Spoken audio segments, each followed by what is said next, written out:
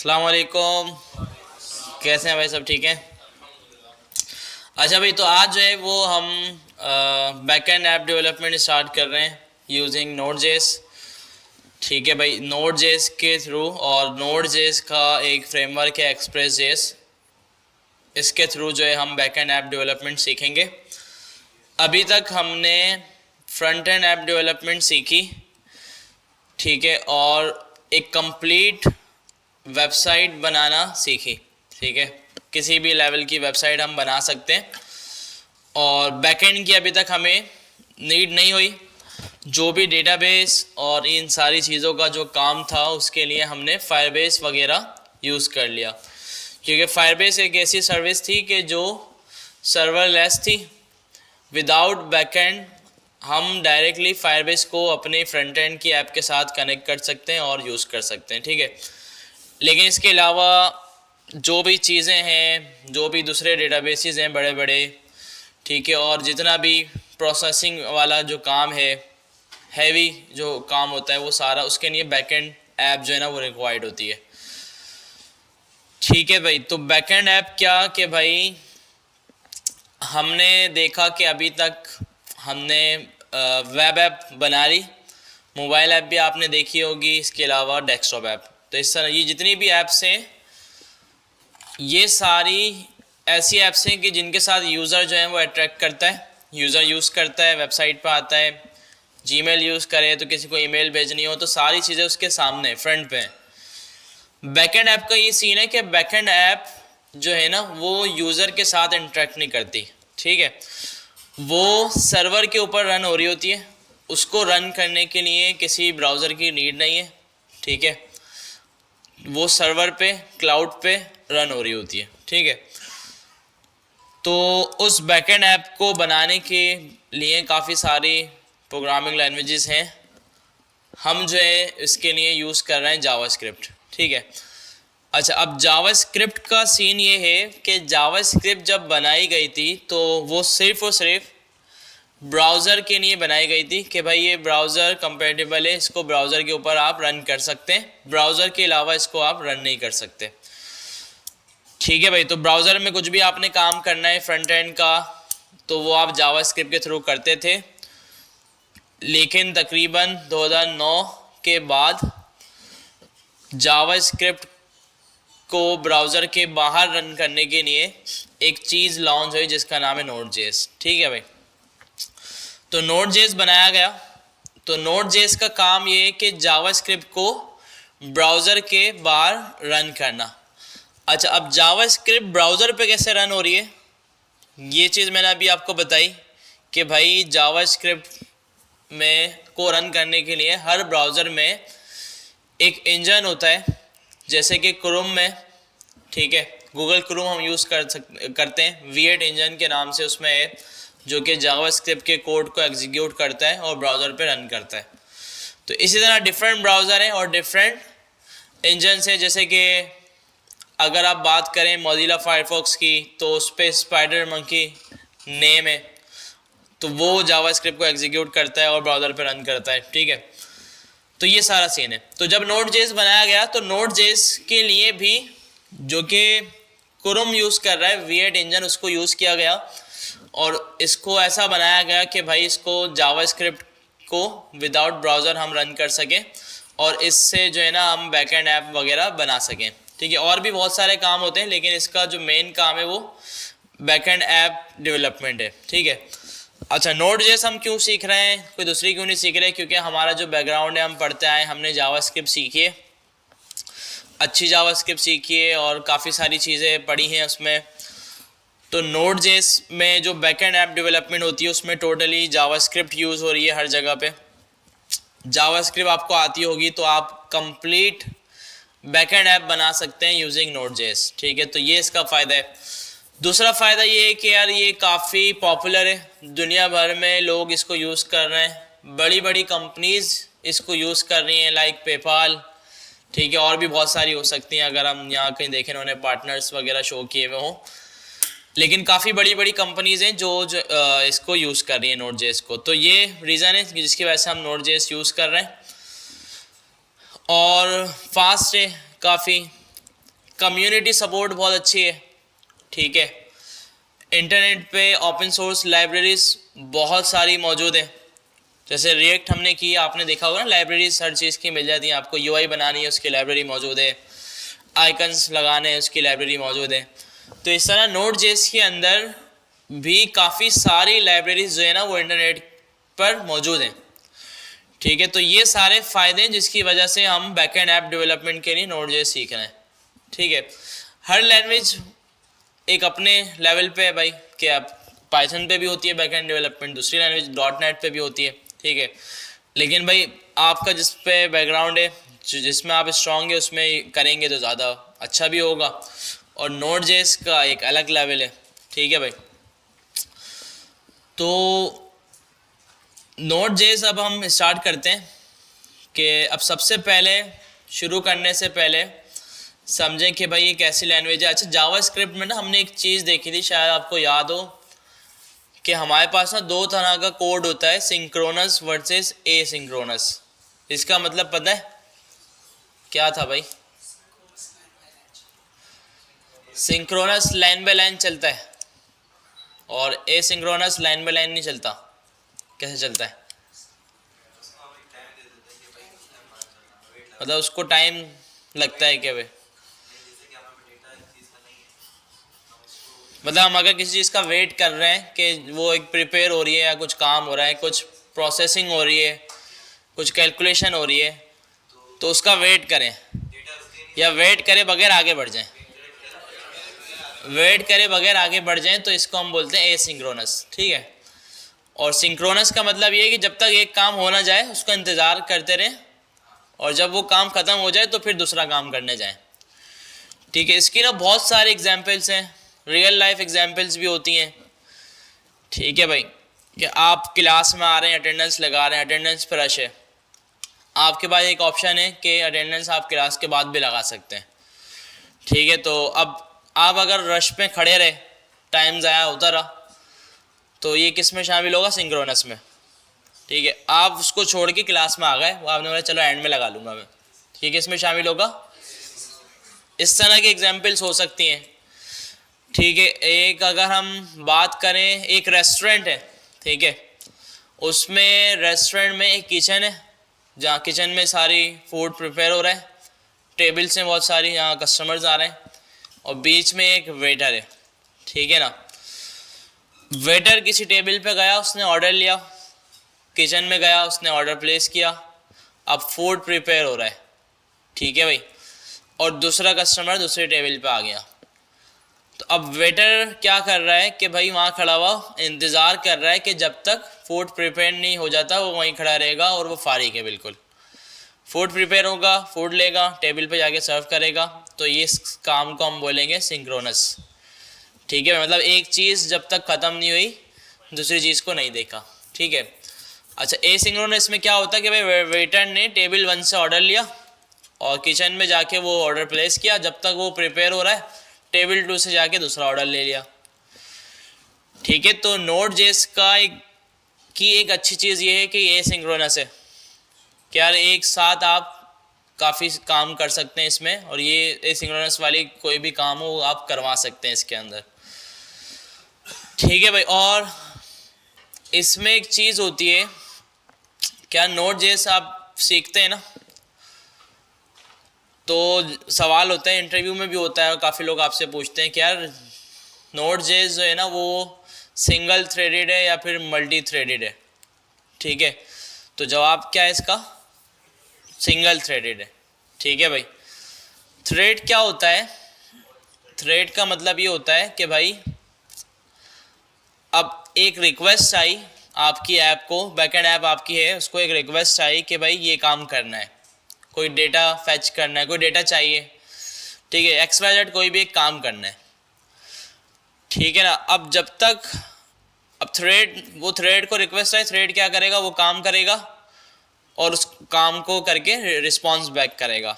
अच्छा, जब तक थ्रेड वो काम कर रहा है ना, दूसरी रिक्वेस्ट आएगी, तो जब तक पहली वाली ख़त्म नहीं हो जाती, थ्रेड जब तक फ्री नहीं हो जाता, दूसरी वाली रिक्वेस्ट को वो नहीं वॉच करेगा, ठीक है ना। तो ये इस तरह की चीज़ होती हैं।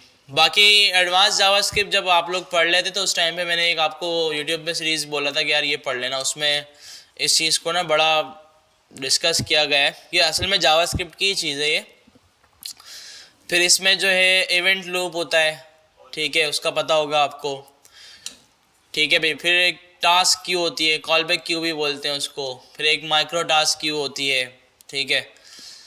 थ्योरी वाली चीज़ है, सो नहीं जाना, ठीक है। तो ये चीज़ें ना पढ़ लें, ये बहुत अच्छी चीज़ है कि अच्छा ये जो है ना आपसे ना ज़्यादातर इंटरव्यूज़ के अंदर पूछी जाती है, ठीक है।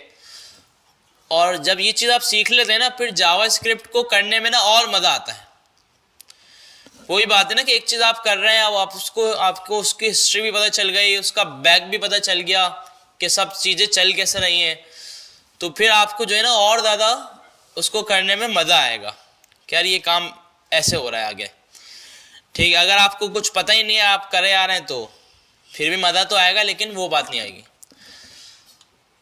तो इसको थोड़ा सा देखना है। इवेंट लूप सिंपल ये है कि ये थ्रेड वाली चीज़ समझ लें आपके भाई, कोई भी रिक्वेस्ट आती है ना, कोई भी काम, कोई भी किसी भी काम की कोई भी कोड एग्जीक्यूट होता है तो एक क्यू बन जाती है। क्यू पता है ना कि भाई एक लाइन बन जाती है और जो काम पहले उस क्यू में इंटर होगा वो ही पहले निकलेगा बाहर एग्जीक्यूट होके, ठीक है ना। तो इसमें कुछ चीज़ें ऐसी भी होती हैं प्रायोरिटी वाइज ना, कि भाई जो टास्क बाद में आया लेकिन उसकी प्रायोरिटी जो थी ना वो ज़्यादा थी, तो इसके लिए ना कॉल बैक क्यू और एक micro task Q, task Q बोल लें, कॉल बैक नहीं हो, टास्क क्यू और माइक्रो टास्क क्यू। तो जिसकी प्रायोरिटी लो होती है वो चीज़ जाती है टास्क क्यू में, और जिसकी प्रायोरिटी ज़्यादा होती है वो चीज़ जाती है माइक्रो टास्क क्यू में। तो इसमें ना अब जावास्क्रिप्ट में अगर आप एग्जाम्पल लेना, एसिंक्रोनस काम ना हम दो चीज़ों से करते हैं, जैसे हम प्रॉमिस यूज़ करते हैं, प्रॉमिस का पता है ना। और एक इसमें ना वो होती है web API set time out वगैरह, ठीक है। सेट टाइम आउट क्या होता है याद है? उसमें एक हम टाइमर लगा देते हैं, डिले के इतना डिले आए, इतनी देर बाद चले। और प्रॉमिस क्या होता है कि उस पर जो भी काम हमने करवाया होता है, जो भी कोड लिखा होता है, वो जब तक एग्जीक्यूट नहीं हो जाता, जब तक हम उसको रिजॉल्व नहीं कर देते, वो पेंडिंग रहेगा। अब इन दोनों में देखा जाए ना तो प्रॉमिस की प्रायोरिटी जो है ना वो ज़्यादा होती है। मतलब आप एक सेट टाइम आउट का टाइमर सेट करें और उसको टाइम दे दें कुछ भी नहीं, ज़ीरो टाइम जो होता है ना, ज़ीरो दे दें, और एक आप लगाएं प्रॉमिस, ठीक है, और प्रॉमिस को लोड होते ही रिजॉल्व कॉल कर दें, ठीक है ना। मतलब दोनों में ज़ीरो ज़ीरो टाइम है। और आप ब्राउज़र में इसको चला के देखें कि पहले कौन सा वाला चल रहा है। लाइन का मसला नहीं है, प्रॉमिस को भले नीचे रख दें आप और सेट टाइम आउट को ऊपर रख दें, ठीक है, लेकिन आप देखेंगे फिर भी प्रॉमिस वाली जो चीज़ है ना वो पहले प्रिंट होगी, ठीक है। क्यों ऐसा क्यों है? क्योंकि प्रॉमिस की प्रायोरिटी ज़्यादा है कि भाई उसको जो है ना जो पूरा हमारा इंजन है जो सारी चीज़ों को चला रहा है, वो प्रॉमिस वाली चीज़ को डालेगा माइक्रो टास्क क्यू में, ठीक है। और जब तक माइक्रो टास्क क्यू में कोई चीज़ पड़ी हुई होगी ना, टास्क क्यू पे वो आएगा ही नहीं, पहले इसको सबको करेगा एग्जीक्यूट, फिर टास्क क्यू पे आएगा वो। तो ये सारा सीन है, समझ में आ रहा है भाई? तो ये थ्योरी जब ही बता रहा हूँ कि थोड़ा सा ना मज़ा आए पढ़ने में यार, कि हम कोई तबाही चीज़ पढ़ रहे हैं, ऐसा नहीं लगे ना कि हल्की फुल्की चीज़ पढ़ रहे हैं तो मज़ा ना आए। सही है भाई। तो नोड.जेएस क्या है भाई? रन टाइम एनवायरनमेंट है जावास्क्रिप्ट को जो विदाउट ब्राउज़र रन करता है। अच्छा देखें, हर लैंग्वेज ना हर लैंग्वेज, प्रोग्रामिंग लैंग्वेज जो भी होती है, तो उसका बनाने का, उसको यूज़ करने का एक अलग पर्पज़ होता है, ठीक है। अब जैसे हम बैकएंड ऐप डेवलपमेंट कर रहे हैं नोड.जेएस, और काफ़ी जगहों पे आप देखेंगे कि जहाँ पे .NET पे, जावा पे, इन सब चीज़ों पे बैकएंड ऐप डेवलपमेंट हुई होगी। तो हम नोड पे क्यों कर रहे हैं और उन्होंने उन लैंग्वेजेस पे क्यों किया है? तो इसमें दोनों का अलग अलग पर्पज़ होगा, दोनों अलग अलग ऐप्स होंगी, ठीक है। अच्छा, अब इसमें ना एक चीज़ होती है आईओ इंटेंसिव ऐप्स, ठीक है ना। और एक होती है CPU सिर्फ एप्स। ठीक है, तो ये दो तरह की एप्स होती हैं हमारे पास ना, बस एक IO इंटेंसिव और एक CPU इंटेंसिव। तो दोनों में फ़र्क क्या? अच्छा, Node.js जो है ना वो यूज़ होती है ज़्यादातर किसके लिए? IO इंटेंसिव के लिए, और प्रीफर की जाती है कि भाई IO इंटेंसिव ऐप है आपकी, तो फिर आप जो है Node.js यूज़ करें, ये आपको परफॉर्मेंस अच्छी देगी और आपकी जो चीज़ें सारी वो फास्ट चलेंगी। ठीक है, और रिलायबल है आपकी ऐप के लिए ना ये। और CPU इंटेंसिव के लिए फिर वो जावा और ये कोर वाली जो होती है ना .NET और इस तरह, ये सारी CPU इंटेंसिव एप्स इसके लिए प्रेफर होती हैं। CPU इंटेंसिव में होता ये है कि ऐसी चीज़ जिसमें CPU की जो हार्डवेयर का काम है ना वो बहुत ज़्यादा हो रहा हो। ठीक है, आप कुछ भी हो उसमें, हार्डवेयर में मेमोरी बहुत ज़्यादा यूज़ हो रही हो, बहुत ज़्यादा प्रोसेसिंग हो रही हो। ठीक है भाई, फॉर एग्जांपल हमारे पास डेस्कटॉप एप्लीकेशंस होती हैं, आप ऐसा समझ लें कोई फोटोशॉप है, ठीक है, उसमें ग्राफिक डिज़ाइनिंग हो रही है ना, उसमें बहुत ज़्यादा प्रोसेसिंग का काम है, उसके लिए सब बोलते हैं आप हैवी PC लो, ऐसे ही ना। वीडियो एडिटिंग करनी है, अगर कोई आफ्टर इफेक्ट वगैरह इस तरह की चीज़ चलानी है, तो उसके लिए भी सब क्या बोलते हैं, हैवी सिस्टम चाहिए भाई। हैवी सिस्टम क्यों चाहिए? कि भाई उसमें प्रोसेसिंग बहुत होती है। तो लेकिन ये जो आफ्टर इफेक्ट और ये वीडियो एडिटिंग सारी ऐप्स हैं, ये तो ये भी एक ऐप है, और ये कौन सी ऐप है? CPU intensive. ठीक है ना भाई। IO मतलब जो ना वो इनपुट आउटपुट ही है। इनपुट आउटपुट इंटेंसिव में क्या है कि इन ऐप्स का काम क्या होता है, ये भी CPU तो यूज़ करती हैं, हर ऐप CPU यूज़ करती है, ऐसा नहीं है कि भाई ये CPU यूज़ नहीं कर रही, ये भी करेगी, लेकिन इसका काम जो है ना इतनी वो प्रोसेसिंग वाला नहीं होगा। इसका काम ये होगा कि बस आपने रिक्वेस्ट की, CPU बहुत कम यूज़ हुआ, इसका काम है डेटाबेस में से डेटा निकालना और यूज़र को दिखा देना। ठीक है भाई, या यूज़र कोई डेटा दे रहा है उसको डेटाबेस में सेव कर देना, और बाकी इसके बीच में ही सारी चीज़ें हो रही होती हैं। इसमें ना कोई इतनी प्रोसेसिंग और ना कोई ऐसी कुछ भी चीज़ें होती नहीं है। ठीक है ना, तो इस काम के लिए ना Node.js को प्रेफर किया जाता है और बहुत ज़्यादा यूज़ हो रही है। क्लियर है दोनों चीज़ें? अच्छा जी, अच्छा Node.js हमारे पास सिस्टम में ऑलरेडी इंस्टॉल्ड होगा, क्योंकि हमने पहले ही चीज़ें की हैं, काफ़ी सारी रिएक्ट वगैरह के मॉड्यूल्स और फायरबेस और सारी चीज़ें हमने Node.js से यूज़ की हैं, क्योंकि Node.js का एक पैकेज मैनेजर भी है। ठीक है, नोड देखें अलग चीज़ है, नोड आपको पता चल गया क्या है? नोड नहीं ना, समझे, नोड एक कंपनी है, इसी ने ही एक अपना ना पैकेज मैनेजर भी बनाया हुआ है। पैकेज मैनेजर क्या है कि भाई जावा स्क्रिप्ट के जितने भी पैकेजेस हैं ना, लाइब्रेरीज हैं, पैकेजेस हैं, टूल्स हैं, उसकी ना एक रजिस्ट्री बना दी कि जैसे गिटहब है ना, हम सारी चीज़ें गिटहब पे डाल देते हैं। ठीक है, तो इसी तरह इसकी ना सारे पैकेजेस की इन्होंने एक रजिस्ट्री बना दी कि जो भी कोई पैकेज बनाता है, कोई टूल बनाता है, कम्युनिटी के लिए काम करता है, ओपन सोर्स कर देता है टूल को, या फिर पेड रखता है, पेड में भी कोई ना कोई तरीके होते होंगे, तो वो जो है ना npm जो कि नोड पैकेज मैनेजर है, एक रजिस्ट्री है, उसके ऊपर उसको अपलोड कर दे, उसके ऊपर डाल दे उसको। तो जब भी कोई डेवलपर चाहेगा वो उसको वहाँ से इंस्टॉल कर लेगा अपने पास। कैसे कर लेगा? npm के थ्रू कर लेगा। npm कैसे यूज़ होता है ये सब हमें पता है।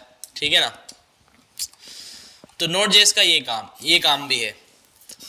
अच्छा, इसके अलावा अच्छा देखें यहाँ लिखा हुआ भी ना, Node.js can also be installed via package managers. अच्छा, ये Node.js इंस्टॉल करने का बोल रहा है कि भाई Node.js आप जो है ना पैकेज मैनेजर्स के थ्रू भी इंस्टॉल कर सकते हैं, लाइक चोको, नोड, चोको का एग्जांपल दे रहा है, लेकिन चोको के अलावा भी बहुत हैं, देखिए nvm, brew, docker।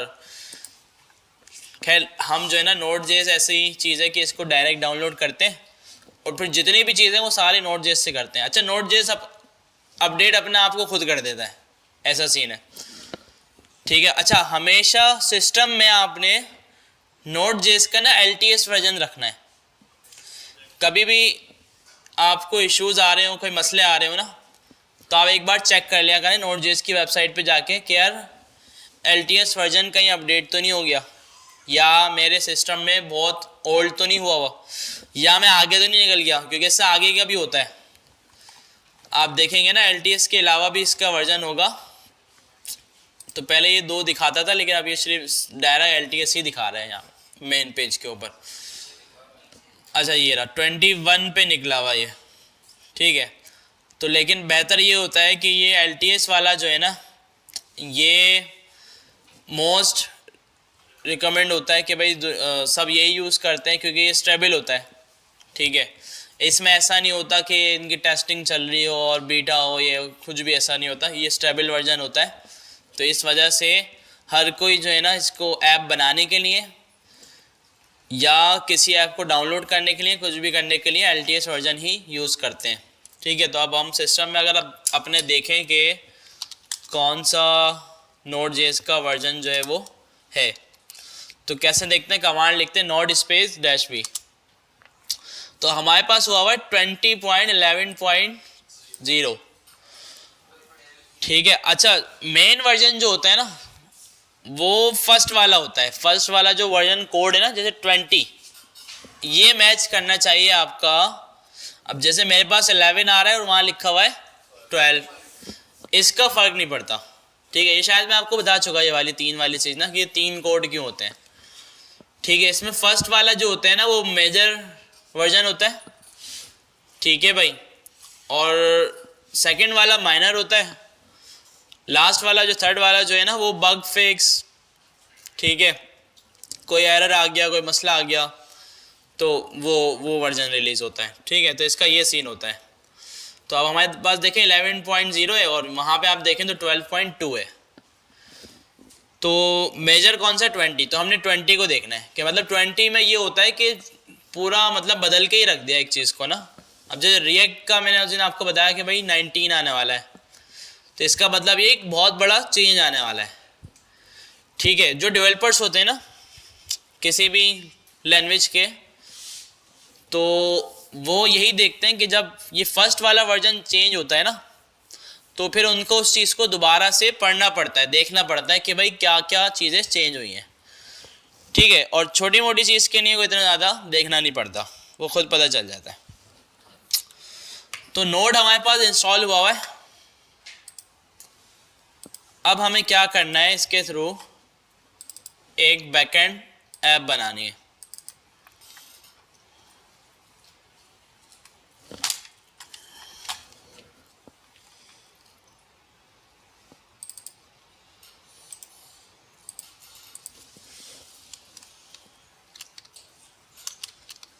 ये इतने सारे फोल्डर्स देखना, ये हमारे ही हैं, सारी चीज़ें हमने पढ़ ली हैं।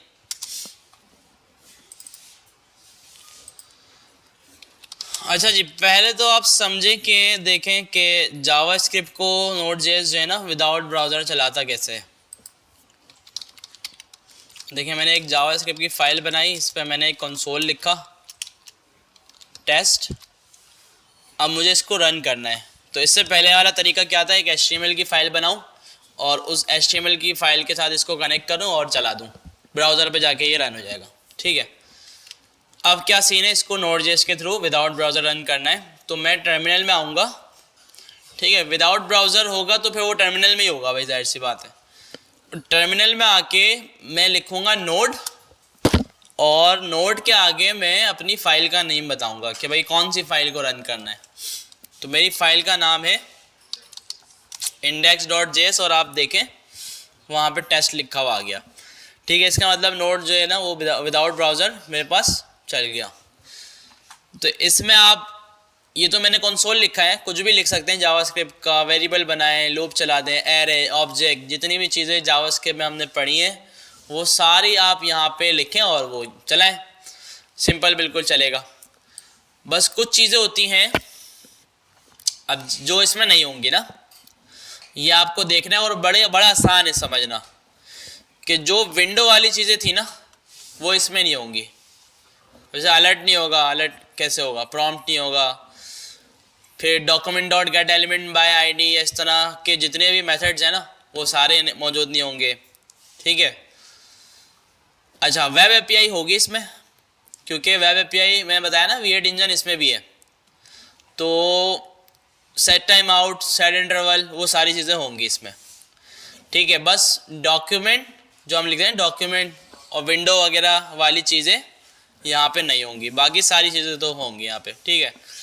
बस इसका अंदाज़ा ना हम खुद लगा सकते हैं कि यार ये चीज़ जो है ना ये ब्राउज़र से रिलेटेड थी तो यहाँ पे मौजूद नहीं होगी। अब जैसे बुक हमने पढ़ी थी जावास्क्रिप्ट वाली बुक, उसके एंड में जो है ना ब्राउज़र हिस्ट्री और ये सब था, history dot back, history dot push, location, तो वो जितनी भी चीज़ें हैं वो सारी यहाँ पे नहीं है।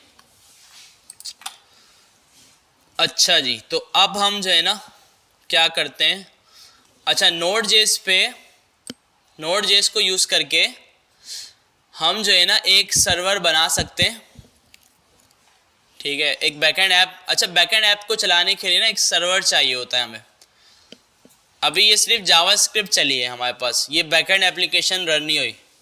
अगर आपने बैकएंड एप्लीकेशन बनानी है और उसको चलाना है तो उसके लिए आपको ना एक सर्वर बनाना पड़ता है और आपको अपने सिस्टम में उसको एक स्पेस एलोकेट करके देनी होती है कि यहाँ पे आप चलना, ठीक है। वो कैसे होता है, वो पोर्ट के थ्रू, ठीक है भाई, कि सर्वर आपका चलेगा और उसको एक पोर्ट असाइन हो जाएगी कि भाई आप इस एड्रेस पे, अच्छा हर सिस्टम का ना एक आईपी एड्रेस होता है, आपको पता होगा इस बारे में भी, ठीक है। तो आईपी एड्रेस, उस आईपी एड्रेस पे ये चलेगा, ठीक है। आईपी एड्रेस कुछ भी हो सकता है, चेक कर सकते हैं आप सिस्टम का सीएमडी में जाके, क्या लिखते हैं, आईपी कॉन्फ़िग लिखते हैं ना, तो इसमें देखिए ये आईपी एड्रेस आ रहा है, ये रहा। तो ये हर सिस्टम का होता है अलग। अच्छा, तो इसके ऊपर हमारी बैकएंड एप्लीकेशन जो है ना वो रन हो जाती है और ये एड्रेस होता है उसका ना कि भाई आपकी एप्लीकेशन इस एड्रेस के ऊपर रन हुई हुई है। अच्छा, अब क्योंकि हम एक सिस्टम में मल्टीपल एप्लीकेशंस भी चलाते हैं, ठीक है, तो ये एड्रेस तो एक है, तो फिर हम क्या करते हैं, इसको पोर्ट असाइन करते हैं, ठीक है। मतलब इस एड्रेस के बाद आखिर में कॉलन डाल के पोर्ट दे देते हैं कि भाई ये पोर्ट है, इस पोर्ट पे ये वाली ऐप चल रही है, फिर दूसरी पोर्ट पे कोई दूसरी ऐप चल सकती है। तो पोर्ट समझे ऐसा ही है कि भाई एक एरिया होता है ना, जैसे भादराबाद, अब भादराबाद में फिर अलग अलग एरिया के नाम होंगे, गली के नाम होंगे, बिल्डिंग के नेम होंगे ना, तो ये पोर्ट अलग अलग वो हो जाएंगे, ठीक है। तो ये सीन है। अच्छा, अब इसको पोर्ट पर रन करने के लिए ना हमें चाहिए होता है एक पैकेज जिसका नाम है HTTPS, ठीक है भाई, HTTP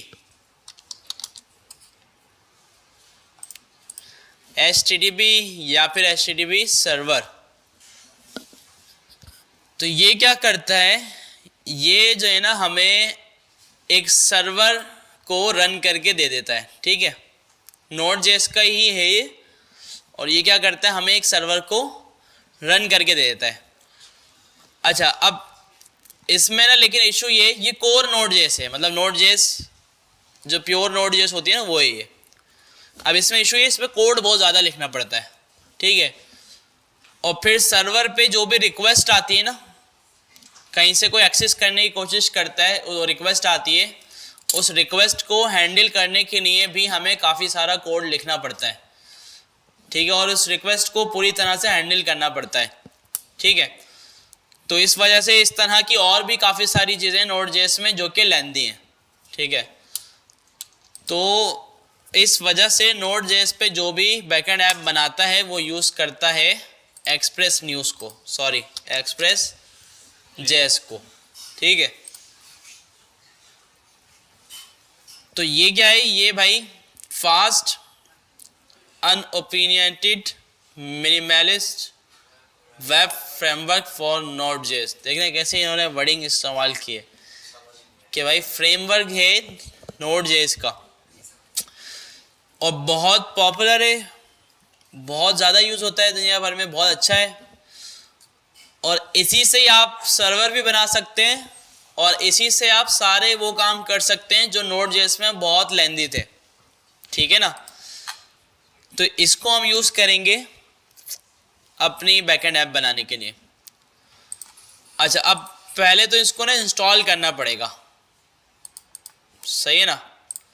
तो इंस्टॉल करने के लिए पता है क्या करें, सबसे पहले तो अपने प्रोजेक्ट की ना एक पहचान बनाएं कि इस प्रोजेक्ट का लोगों को पता चल सके कि इसमें है क्या। तो प्रोजेक्ट की पहचान कैसे होती है? package.json से ना। उसी में प्रोजेक्ट का नाम भी होता है, वर्जन भी होता है, ऑथर भी होता है, फिर जो भी डिपेंडेंसीज हैं, जो पैकेजेस मॉड्यूल्स यूज़ कर रहे हैं, वो सारा सबकी डिटेल होती है, ठीक है ना। तो वो कैसे बनेगी? वो बनेगी npm के थ्रू, ठीक है। आप लिखेंगे npm init, ठीक है। तो ये आपको जो है ना एक package.json जो है ना पूरी बना के देगा। पूछ रहा है पैकेज नेम, ठीक है, तो मैं इसको बोल देता हूँ नोड प्रैक्टिस, ठीक है। वर्जन यही है हमारा 1, सब चीज़ें डिफ़ॉल्ट पे जाना है, डिस्क्रिप्शन लिखने की ज़रूरत नहीं है। एंट्री पॉइंट index.js, ठीक है, नहीं भी लिखेंगे तो कोई मसला नहीं है अभी फ़िलहाल के लिए, ठीक है भाई। गेट रेपो नहीं है, कीवर्ड्स नहीं है, ऑथर कुछ भी नहीं लिखो, लाइसेंस भी नहीं लिखो, तो इसने ये पूरी एक जनरेट करके दे दी, ठीक है। आप इसको बोल देंगे यस भाई सही है। अब आप देखेंगे तो आपको एक जो है package.json इसने बना के दे दी।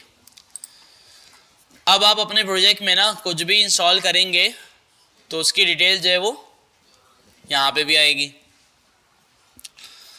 अच्छा, इसमें स्क्रिप्ट्स होती हैं, इसका भी पता होगा आपको कि जो प्रोजेक्ट को रन करते हैं हम कमांड पे जाके जो उसको कमांड देते हैं कि भाई ये करो, जैसे टेस्ट यहाँ पे है, टेस्ट को हम हटा देते हैं, ठीक है। हम टेस्ट की जगह यहाँ पे लिखते हैं स्टार्ट, ठीक है, और स्टार्ट में इसको कमांड देते हैं node index.js, ठीक है। तो जब मैं आके यहाँ पे npm स्टार्ट लिखूंगा तो ये क्या करेगा? इस वाली कमांड को चला देगा, ठीक है। ये देखें इसने चलाया और टेस्ट लिखा हुआ आ गया, क्योंकि मैंने यहाँ पे इसको index.js की फाइल दे दी थी, ठीक है ना भाई। यहाँ तक क्लियर है? ये फाइल थी, ये मैंने इसको यहाँ पे दे दी। इस फाइल में मैं जो कुछ भी लिखूंगा npm स्टार्ट चलाऊंगा तो वो चल जाएगा। अच्छा, अब हमें क्या चाहिए था? एक्सप्रेस, npm i एक्सप्रेस, ठीक है भाई। एक्सप्रेस ही है ना, एक्सप्रेस जैसे रहो, कभी वाकई हमारी बात सच हो जाए। एक्सप्रेस npm, हाँ है तो एक्सप्रेस भाई, ठीक है भाई। एक्सप्रेस नेम है और अच्छे खासे इसके डाउनलोड्स भी हैं, तो हम इंस्टॉल करते हैं एक्सप्रेस को, ठीक है भाई। तो देखें यहाँ पे नोड मॉड्यूल्स भी आ गए और package.json के अंदर आप देखेंगे तो डिपेंडेंसीज में एक्सप्रेस भी आ गया, उसका वर्जन वगैरह सब पता चल गया हमें। और ये पैकेज log.json क्या होती है?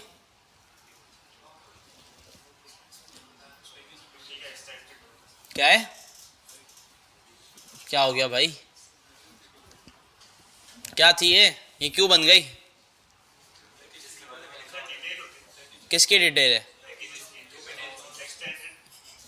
एक्सटेंडेड जो पैकेजेस है ना, मतलब एक्सप्रेस हमने इंस्टॉल किया है तो, और एक्सप्रेस खुद भी पैकेजेस को यूज़ कर रहा होगा, तो उन सारे पैकेजेस जो कि एक्सप्रेस के साथ इंस्टॉल हुए हैं उन सब की डिटेल इसमें मौजूद है, ठीक है ना। ये देखें इसमें एरे फ्लैटिन यूज़ हुआ है, इसमें बॉडी पार्सर यूज़ हुआ है, तो उन सारी डिटेल बाइट्स यूज़ हुआ है, सब इसमें आ रही है, ठीक है ना। अच्छा जी, अब इससे अच्छा पहले होता ये था, फायरबेस के टाइम पे ना हमने मॉड्यूल देखा था, याद है? जावास्क्रिप्ट की ना टाइप मॉड्यूल कर दिया करते थे हम उसको, फिर इंपोर्ट एक्सपोर्ट चलाते थे।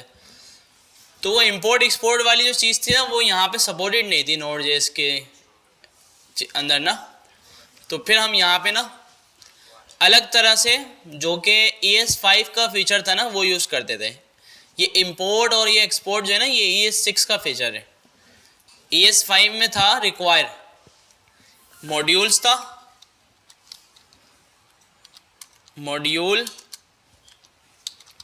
डॉट एक्सपोर्ट्स, ये ES5 में होता था। इसके थ्रू हम क्या करते थे, किसी भी चीज़ को एक्सपोर्ट, और ये होता था रिक्वायर। इसके थ्रू हम क्या करते थे, किसी चीज़ को इम्पोर्ट, ठीक है ना। लेकिन काफ़ी टाइम से Node.js में भी ये 6 वाले इम्पोर्ट एक्सपोर्ट वगैरह की सपोर्ट आ गई, ठीक है। अब यहाँ पे हम सेम इम्पोर्ट एक्सपोर्ट वगैरह इस्तेमाल कर सकते हैं, ठीक है। जैसे कि मैं अब इम्पोर्ट करता हूँ एक्सप्रेस को फ्रॉम एक्सप्रेस, ठीक है भाई। एक्सप्रेस हमें देता है ऐप बना के, ठीक है भाई। एक्सप्रेस को हम इस तरह कॉल करवा देंगे, ये एक मेथड है, और इससे हमें मिल जाएगा ऐप, ठीक है भाई। और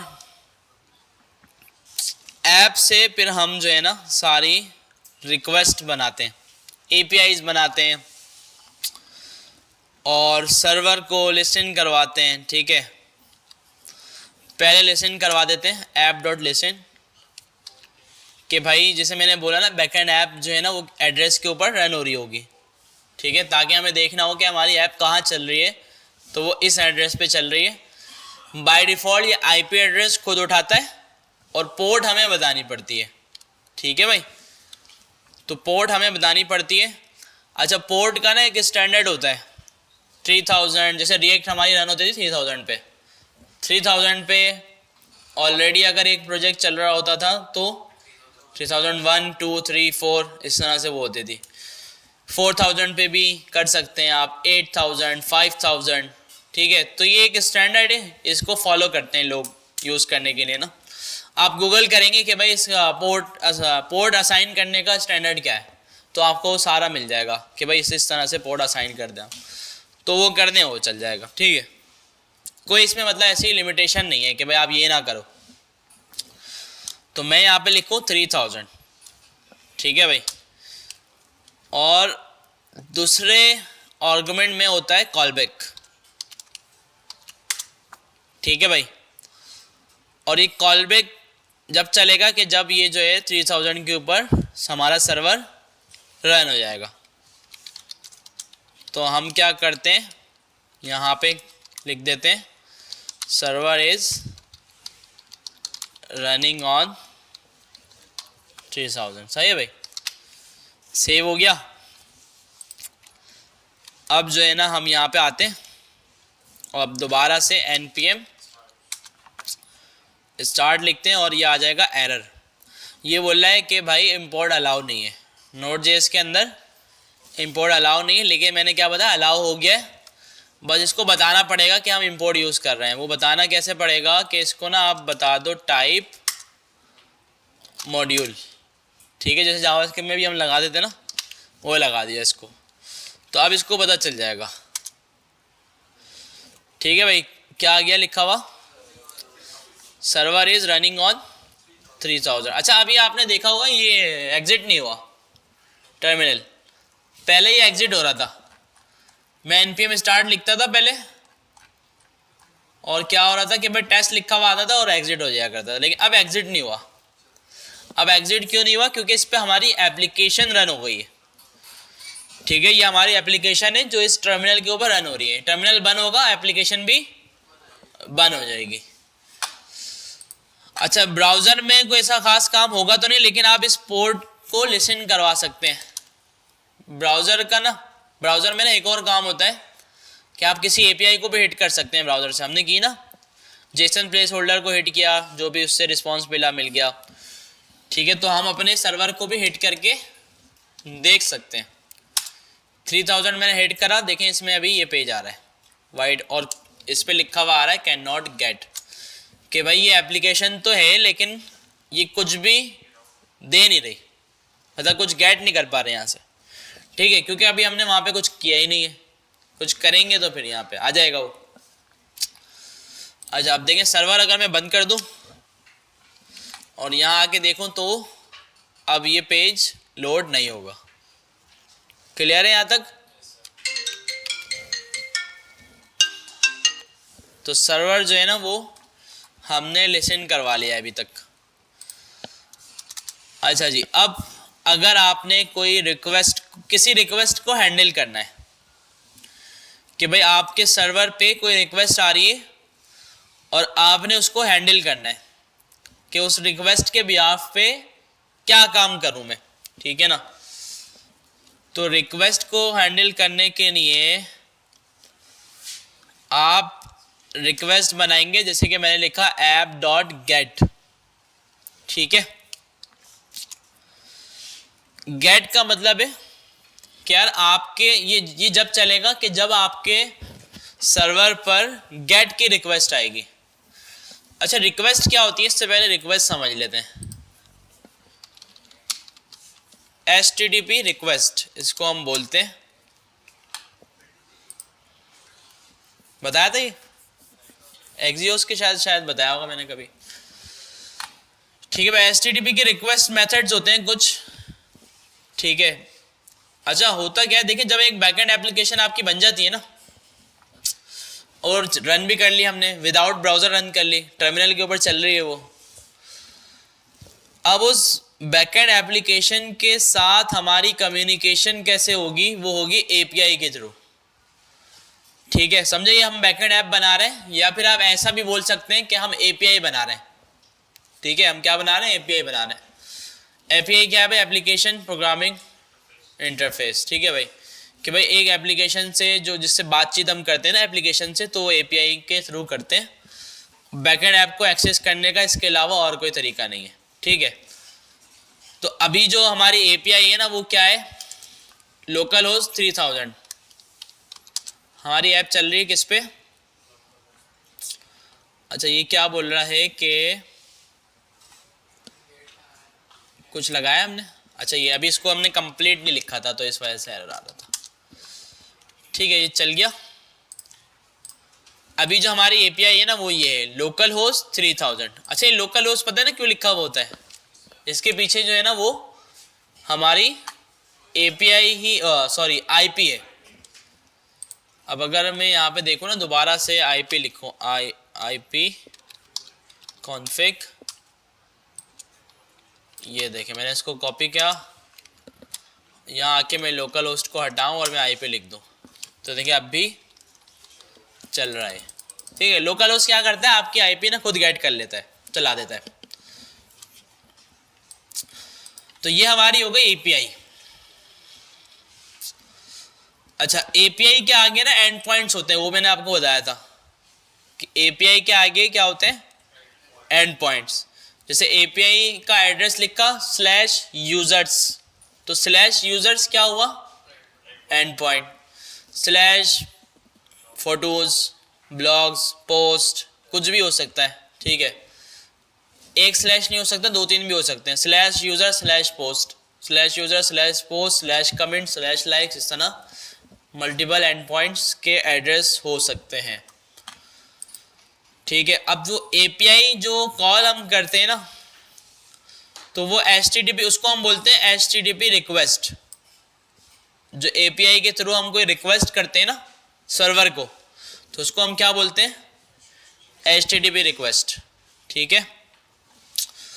और उस HTTP रिक्वेस्ट के कुछ मेथड्स होते हैं, ठीक है भाई, जिसमें एक मेथड होता है गेट का। गेट के मेथड का क्या काम है, the get method request a representation of the specified resource, request using get should only retrieve data, ठीक है। बात समझ में आई कि भाई गेट की जो रिक्वेस्ट है वो सिर्फ डेटा जो है ना रिट्रीव करेगी, गेट करेगी, ठीक है। तो अच्छा, ब्राउज़र जो होता है ना, ये ब्राउज़र, हमारे पास ब्राउज़र है, ऊपर इसमें सर्च बार है, सर्च बार में जो भी कुछ आप लिखते हैं ना, तो ये रिक्वेस्ट भी सर्वर पे ही जाती है, किसी ना किसी सर्वर पे ही जाती है, और सर्वर से जो रिस्पॉन्स आता है ना वो आपको शो होता है। और बाय डिफ़ॉल्ट ये जो ब्राउज़र की सर्च बार है, इससे हमेशा गेट की रिक्वेस्ट जाती है। किसकी रिक्वेस्ट जाती है, गेट की, ये वाली। अब आगे दूसरी भी रिक्वेस्ट हैं, लेकिन वो सब नहीं जाती, गेट की जाती हैं, ठीक है। फिर head, the head method asks for a response identical to a get request but without the response body। ये जो है ना रिस्पॉन्स मांगता है। अच्छा हेड जो है इतना, इसका इतना काम नहीं है ना, इतना यूज होता, गेट जैसा ही है, बस इसमें रिस्पॉन्स बॉडी नहीं होती, मतलब कोई रिस्पॉन्स गेट करके ये नहीं लाता, ठीक है ना, लेकिन इतना ज़्यादा हम यूज़ नहीं करते ये। अच्छा पोस्ट, पोस्ट काफ़ी काम का है मेथड। तो post method submits an entity to the specified resource, ठीक है, मतलब ये है किसका कि अगर हमें सर्वर पे कोई डेटा भिजवाना हो, सेंड करना हो, एक कंप्लीट ऑब्जेक्ट, जैसे हमारे पास एक स्टूडेंट है, स्टूडेंट का डेटा हमने फॉर्म के अंदर लिया यूज़र से, स्टूडेंट का नाम, नंबर, ईमेल सब ले लिया, अब उस पूरे ऑब्जेक्ट को, जो ऑब्जेक्ट बना, सर्वर पे भिजवाना है, तो HTTP का कौन सा मेथड यूज़ करेंगे? पोस्ट का मेथड यूज़ करेंगे। अच्छा ये सारे जो काम है ना वो किसी भी मेथड में हो जाए, लेकिन फिर वो एक स्टैंडर्ड ख़राब हो जाएगा, और जब स्टैंडर्ड ख़राब हुआ तो बैकएंड की ऐप हमारी बेकार हो जाएगी, कोई दूसरा बंदा उसको यूज़ ही नहीं कर पाएगा, वो समझ ही नहीं पाएगा उसको कि बनाया क्या है भाई, ठीक है। तो स्टैंडर्ड हमेशा ना हर जगह पे हमें फॉलो करना है। तो पोस्ट समझ में आ गया। अच्छा पुट क्या करता है? पुट क्या करता है कि भाई कि वो जो ऑब्जेक्ट हमने वहाँ पे भेजा था उस पूरे ऑब्जेक्ट को अपडेट कर देना, पूरे ऑब्जेक्ट को, मतलब मैंने एक स्टूडेंट का ऑब्जेक्ट भेजा था सर्वर पे और वो सेव हो गया किसी एरे के अंदर जाके, अब उस ऑब्जेक्ट को अपडेट करना है पूरा कंप्लीट, लाइक उसका नेम, ईमेल, फ़ोन नंबर, जो भी चीज़ें थी सारी अपडेट करनी है। तो इसके लिए हम यूज़ करते हैं पुट का मेथड, ठीक है। डिलीट का मेथड, अगर उस ऑब्जेक्ट को डिलीट करना है। कनेक्ट भी यही है कि भाई कनेक्शन बताते हैं सर्वर से कि भाई है या नहीं, इतना ज़्यादा यूज़ नहीं होता। ऑप्शंस चेक करने के लिए होता है कि ये जो हमारे पास एक API है, ये एड्रेस है, इसके साथ हम किस मेथड के थ्रू कम्युनिकेट कर सकते हैं, गेट, पोस्ट, पुट, ये खुद बता, चेक करके बता देता है। जैसे आपके पास एक API है, मैंने कहा ये लो API, अब आपको नहीं पता कि इसको कौन सा मेथड देना है। फैच यूज़ किया था, याद है फैच और एक्जियोस, उनमें मेथड्स होते थे, तो वो ये वाले मेथड थे ना। तो ऑप्शन चेक करके बता देता है। ट्रेस जो है ये भी कनेक्शन वगैरह देखता है कि भाई सर्वर के साथ हम कनेक्टेड हैं या नहीं, इस तरह का ही कुछ है ये। पैच क्या करता है? पैच भी अपडेट करने के लिए, लेकिन पार्शली, कि भाई एक ऑब्जेक्ट था स्टूडेंट का, स्टूडेंट के ऑब्जेक्ट में सिर्फ मुझे फ़ोन नंबर अपडेट करना है, बाकी सारी चीज़ें ना वैसे ही रहेंगी। तो कौन सा मेथड यूज़ करूँगा मैं? पैच, ठीक है। सारे मेथड समझ में आ गए। तो यहाँ पे मैं बना रहा हूँ कौन सा मेथड? गेट का। गेट का मेथड हमसे दो चीज़ें लेता है, पहली में एंड पॉइंट, दूसरे में कॉल बैक। तो एंड पॉइंट में इसको दे रहा हूँ रूट स्लैश, इसका मतलब क्या है? डायरेक्टली, मतलब जो भी API हिट करे ये चल जाएगा, और ये आ गया हमारे पास कॉल बैक, ठीक है। अच्छा कॉल बैक जो है ना हमें वो दो चीज़ें देता है, एक होता है रिक्वेस्ट और एक होता है रिस्पॉन्स, ठीक है ना। एक रिक्वेस्ट होती है और एक रिस्पॉन्स। अच्छा रिक्वेस्ट में हमें वो डेटा मिलता है जो जब रिक्वेस्ट की ना बंदे ने फ्रंट एंड से या कहीं से भी, तो रिक्वेस्ट करते वक्त जो जो डेटा उसने वहाँ से भेजा है और कुछ डिफ़ॉल्ट डेटा, लाइक उसने रिक्वेस्ट कहाँ से की है, किस ब्राउज़र से की है, किस API किस IP से की है, किस टाइम पे की है, तो इस तरह का काफ़ी सारा डेटा वो रिक्वेस्ट के ऑब्जेक्ट के अंदर मौजूद होता है, ठीक है। या फिर फ्रंट एंड से कोई चीज़ भिजवानी हो बैकएंड को, तो वो सारी चीज़ हमें मिलती है रिक्वेस्ट में। रिस्पॉन्स में क्या होता है कि भाई सर्वर से रिस्पॉन्स बैक देना, कि भाई फ्रंट एंड से हमें गेट की रिक्वेस्ट रिसीव हुई और उसने हमें बताया कि भाई उसको यूज़र चाहिए थे, हमने यूज़र निकाले एरे से या कहीं से भी और उसको रिस्पॉन्स बैक किया। तो रिस्पॉन्स बैक कैसे होगा? रिस्पॉन्स ये जो हमें कॉल बैक के अंदर मिल रहा है, ठीक है। तो अभी हम एक काम करते हैं, रिक्वेस्ट से कुछ भी नहीं ले रहे, हम क्या करते हैं, रिस्पॉन्स को यूज करते हैं। और रिस्पॉन्स का एक मेथड होता है रिस्पॉन्स डॉट सेंड, और इसमें आप कुछ भी लिख दें, जैसे मैं लिख दूं हेलो वर्ल्ड, ये रिस्पॉन्स रिटर्न कर देगा ये, ठीक है। अच्छा, अब आपने करना ये है कि जब भी आप जावास्क्रिप्ट की फाइल में कुछ चेंज करेंगे तो आपने सर्वर को एग्जिट करना है और दोबारा से स्टार्ट करना है, मतलब रीस्टार्ट करना है, ताकि इसको नया चेंज मिल जाए। इसका भी हाल है, अभी देखते हैं। मैं रीलोड किया, क्या आ गया, हेलो वर्ल्ड आ गया। क्लियर है? इसी को कॉपी किया, मैंने कहा भाई /users,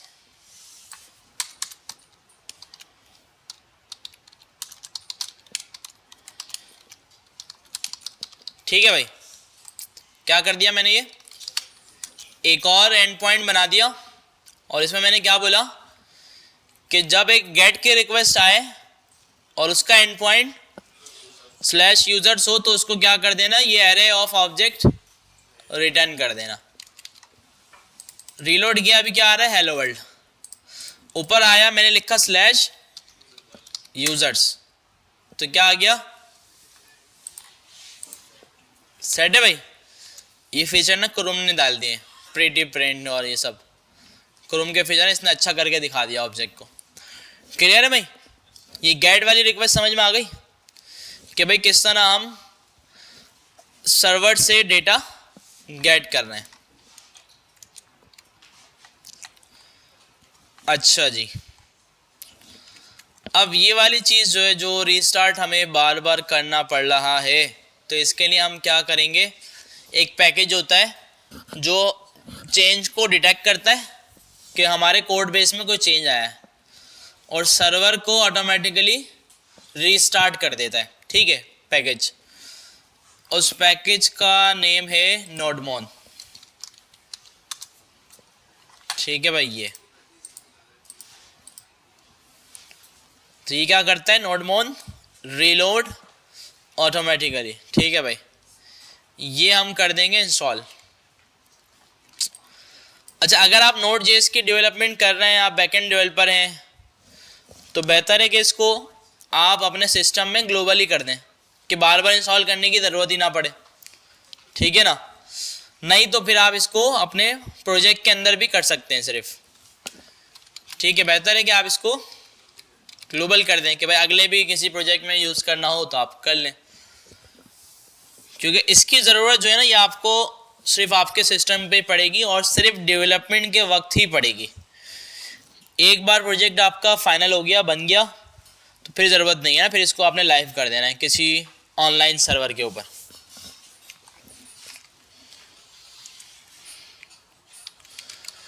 इसको यूज़ करने के लिए सिंपल क्या करना है, जो फाइल हम नोड के थ्रू चलाते हैं ना, जैसे मैंने यहाँ नोड लिखा है, तो नोड को हटा के node1 लिख देंगे बस। अब आप चला दें तो देखें आप, ये जो है ना स्टार्ट हो गया है। अब जब भी कोई चेंज आएगा, जैसे मैं यूज़र्स में गौस अहमद हटाकर मैं लिख देता हूँ जैन, ठीक है भाई। और यहाँ आके देखा मैं सर्वर दोबारा रीलोड हो गया, इसको मैंने चलाया, जैन खुद हो गया, ठीक है ना। तो अब आपको खुद से रीस्टार्ट नहीं करना पड़ेगा।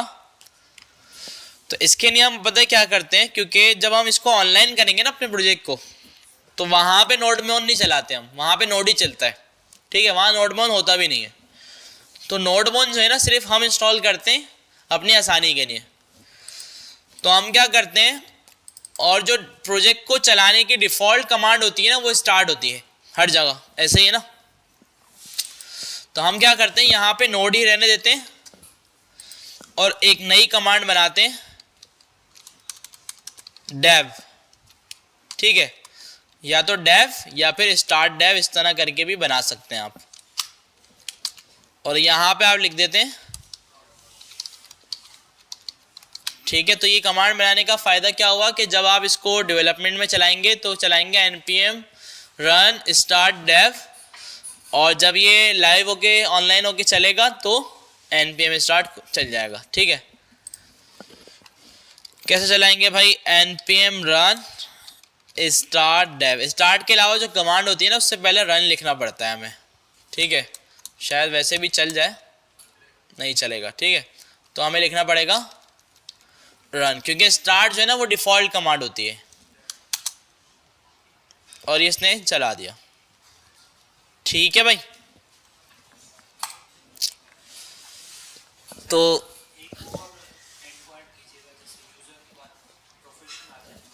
यूज़र के बाद कुछ भी आप लिख दें, मतलब यहाँ कह रहे हैं या एक नया बना है, वरना ऐसे भी हो सकता है यूज़र और यूज़र, इस तरह जितना भी आप इसको बड़ा करना चाहें एड्रेस को कर सकते हैं आप। अगर आप दूसरा बनाएं, फॉर एग्जांपल पोस्ट का बना लें, ठीक है, इसमें आ जाएगा भाई टाइटल लर्निंग नोड। ठीक है, अब आप यहाँ आए और आप लिखें क्या था, पोस्ट, जो भी डेटा वहाँ से भेजा यहाँ पे आ गया।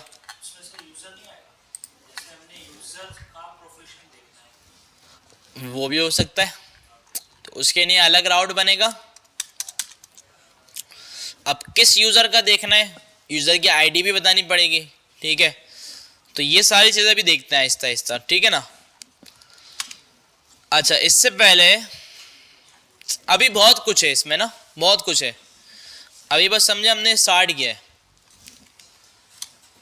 अच्छा, अभी तक हम यूज़ कर रहे हैं ब्राउज़र ना, लेकिन ब्राउज़र हमें सिर्फ और सिर्फ गेट की रिक्वेस्ट को हैंडल करके देता है। क्या आपने गेट की रिक्वेस्ट करनी है तो आप ब्राउज़र से कर सकते हैं। अच्छा, अब अगर मैंने बना दी पोस्ट की रिक्वेस्ट,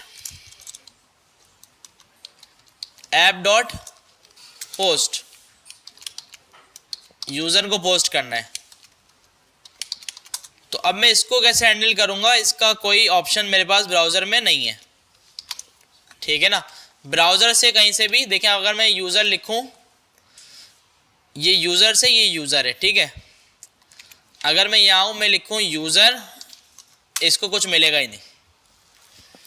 क्यों? क्योंकि यूज़र वाली जो है ये गेट नहीं है बल्कि पोस्ट है, और पोस्ट की रिक्वेस्ट ब्राउज़र हैंडल नहीं करेगा।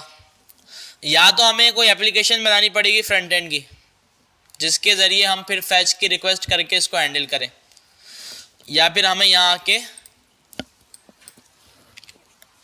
यहाँ से इसको रिस्पॉन्स भी भेज दें, रिस्पॉन्स डॉट सेंड, इसमें लिख देते हैं पोस्ट रिक्वेस्ट। ठीक है,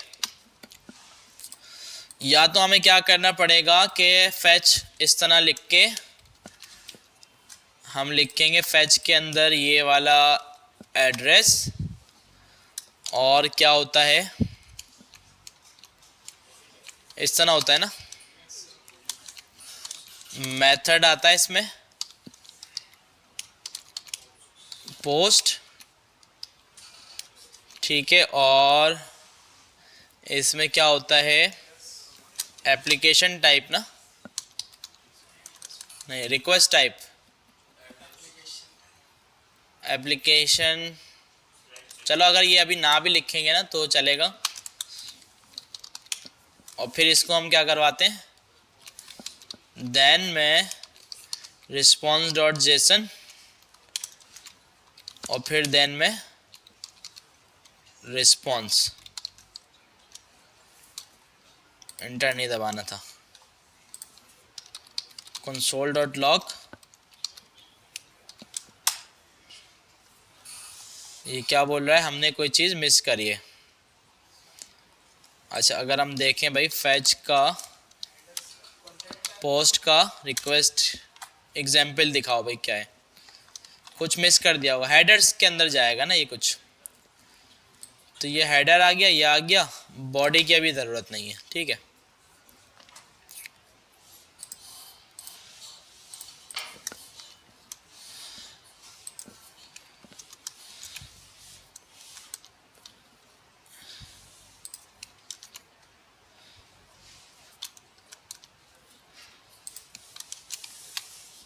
ठीक है, हेडर सब आ गया, यूज़र आ गया, 3000 है, सब क्लियर है। ठीक है, एंटर किया। अच्छा, हो सकता है यहाँ पे एरर आया हो, नहीं आया। फेच की स्पेलिंग सही है, एफ सही है, HTTP और ये सब हमने लिख दिया। यूज़र रिक्वेस्ट बिल्कुल सही बनी है, फैच में ही कोई इशू आया है। नहीं नहीं, उसकी ज़रूरत नहीं है, ये ऑप्शनल है। चलो दे देते हैं, क्या पता।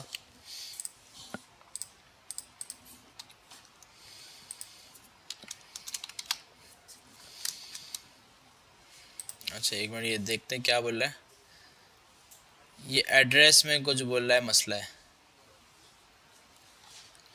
कोई फॉर्मेट हमने। चलो एक काम करते हैं, इसको पूरा कॉपी करते हैं। ठीक है, हमने ना कुछ मिस कर दिया है, कॉमा शॉमा।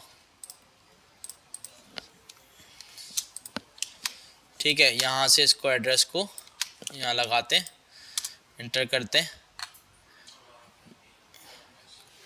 हाँ, अब थोड़ा एरर जो है ना वो समझ में आने वाला है। ठीक है, अब सीन ये है कि सर्वर जो है ना, जो हमने बनाया है, वो फॉर द सिक्योरिटी रीजन वो अलाउ नहीं कर रहा कि उसको हम ना कोई रिक्वेस्ट कर सकें। ठीक है, ये देखें, सिक्योरिटी पॉलिसी है उसकी कि भाई आप जो सर्वर को रिक्वेस्ट कर रहे हैं ना, वो अलाउ नहीं कर रहा। वो बोला पहले उसको बताओ, उसकी एक पॉलिसी बनाओ कि भाई कौन कौन उस सर्वर के साथ कम्युनिकेट कर सकता है। लाइक अगर मैंने बैकएंड एप्लीकेशन बनाई और उसका एड्रेस किसी को पता चल गया, तो वो तो अपनी मर्जी से जो चाहे कर लेगा, डेटा भी डाल देगा, मंगवा भी लेगा, सब कुछ कर लेगा।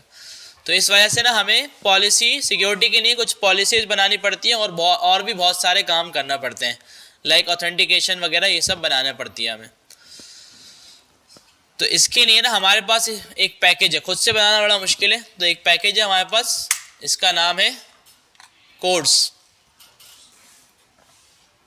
ठीक है ना, इसको आप कर लें इंस्टॉल।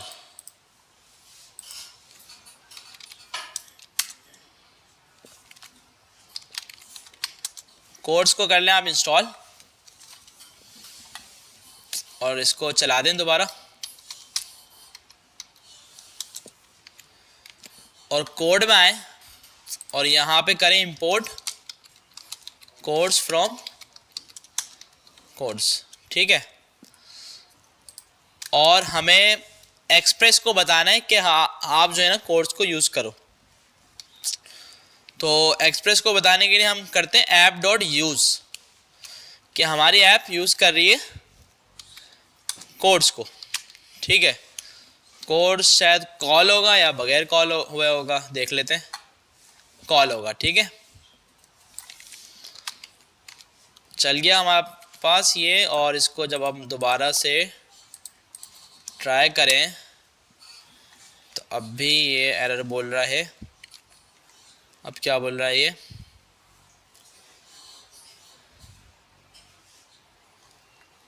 अच्छा हो सकता है कि हम जो है ना सेम एड्रेस पे खड़े हुए, इस वजह से इशू आ रहा हो। तो हम जाते हैं नए टैब पे,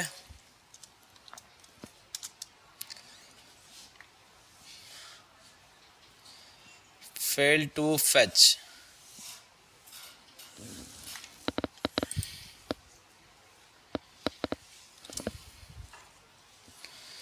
लोकल होस्ट 3000 यूज़र,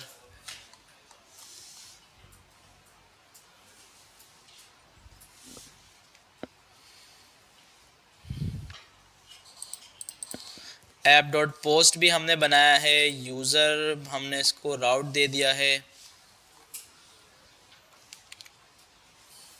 फिर ये क्या बोल रहा है, अच्छा इसमें तो अभी तक ये कोर्स ही दिखा रहा है, यहाँ पे हमने कोर्स इनेबल कर दिए। कोर्स में देख लें और कुछ तो नहीं करना। कोर्स को हमने कर लिया इंपोर्ट और सही है, यहाँ पे हमने इसको दे दिया। अच्छा वैसे कोर्स का इशू अगर होता ना तो फिर वो गेट भी नहीं करने देता, डेवलपमेंट के वक्त अलाउ होता है, डेवलपमेंट के अलावा जब इसको हम ऑनलाइन कर देते हैं ना तो तब ये कोर्स का इशू आता है। इसका मतलब इशू जो है ना वो कुछ और था। Because it violets the following content security policy. अच्छा एक काम करते हैं, इसको पता चल जाता है कि हम अभी डेवलपमेंट कर रहे हैं, तो कोर्स की ना एक एक्सटेंशन भी होती है, ये ट्राई करते हैं।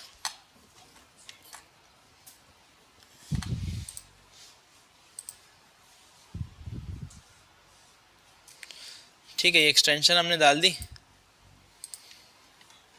और हम क्या करते हैं, इसको करते हैं इनेबल, रीलोड।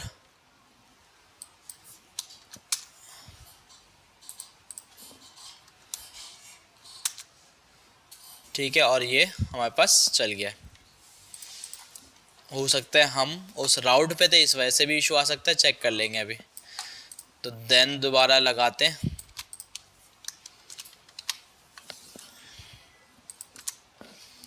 ठीक है,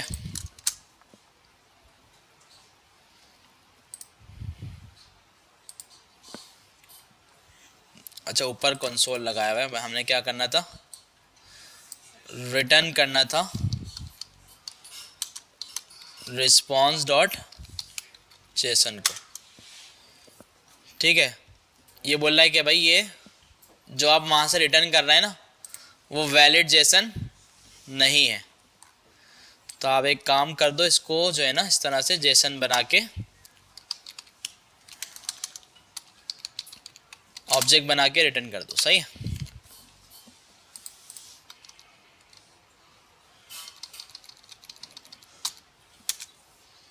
ठीक है भाई। तो जो डेटा हमने गेट किया वो आ गया। अच्छा इसको बंद करके देखें, हो सकता है कि हम जो है ना ऑलरेडी वो नॉट फाउंड वाले पेज पे थे, इस वजह से वो नहीं करने दे रहा। कोर्स की एक्सटेंशन को बंद कर दिया, चल रहा है, इसको भी हटा दिया। अच्छा ये काम आएगा वैसे ना, ये ज़रूरी है, ये ज़रूरी चीज़ है। जब लाइव कर देंगे ना अपने इस ऐप को बना के किसी सर्वर पर डिप्लॉय कर देंगे और ये लाइव हो जाएगी, तो ये काम आएगा। रीलोड किया और ये डेटा आ रहा है। पहले जो इशू था वो ये था कि हम जो है ना वो इस राउट पे खड़े हुए थे, तो इस राउट से ये हर रिक्वेस्ट को ब्लॉक मार रहा था ये। ठीक है ना, ये इशू था। क्लियर है भाई। तो हमने पोस्ट की रिक्वेस्ट भी बना ली, लेकिन घबराने की बात नहीं है, ये सारा कोड आपको बार बार नहीं लिखना। ये सिर्फ मैं बता रहा था कि आपको कितनी लंबी होती अगर हमारे पास एक सॉफ्टवेयर ना होता। ठीक है ना, तो बताते बताते लंबी हो गई। तो वो जो सॉफ्टवेयर है हमारे पास वो है पोस्टमैन। ये पोस्टमैन भाई नहीं होते ना हमारे पास, तो फिर हमें कुछ ऐसा ही करना पड़ रहा होता डेवलपमेंट के टाइम पे। लेकिन ये पोस्टमैन भाई ने चीज़ों को आसान कर दिया।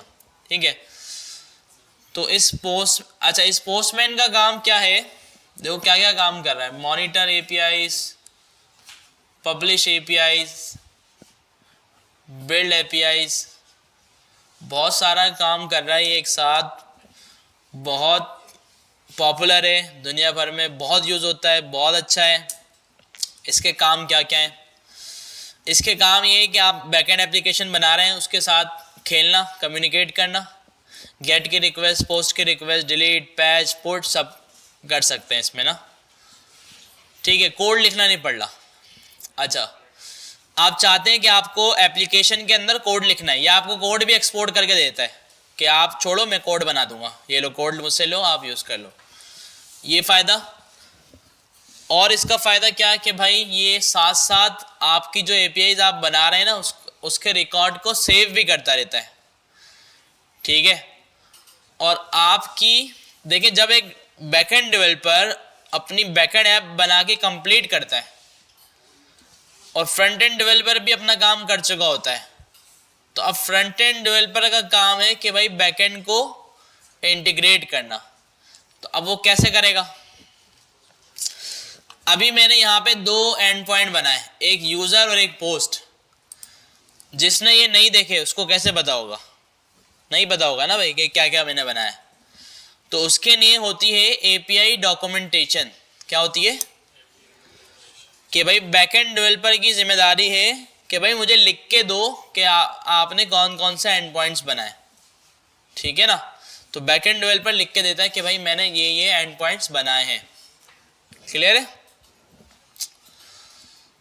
तो पोस्टमैन जो है ना डॉक्यूमेंटेशन भी ऑटोमेटिकली कर देता है कि भाई आप इसमें टेस्ट करते रहो, इसको यूज करो, एंड में इसकी डॉक्यूमेंटेशन बनाओ, पब्लिश कर दो। पब्लिश भी करता है कि उसका एक लिंक बन जाएगा, वो लिंक आप भेज दो फ्रंट एंड वाले को, आपका काम खत्म।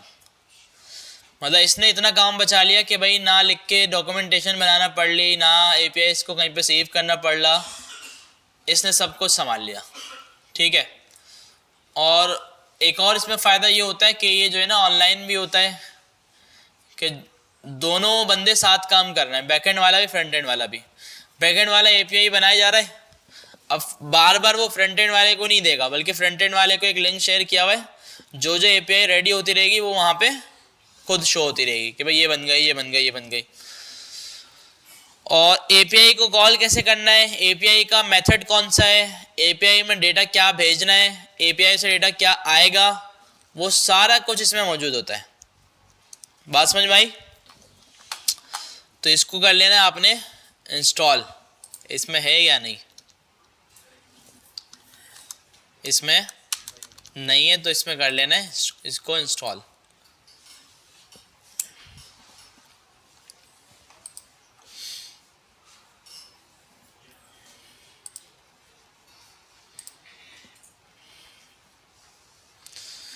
और बहुत इजी है, इतना ज़्यादा कोई मुश्किल नहीं है। वैसे ये कोर्स वगैरह का इशू अब आता नहीं है, लेकिन आएगा भी तो ये खुद हैंडल कर लेगा सॉफ्टवेयर जो है ना ये।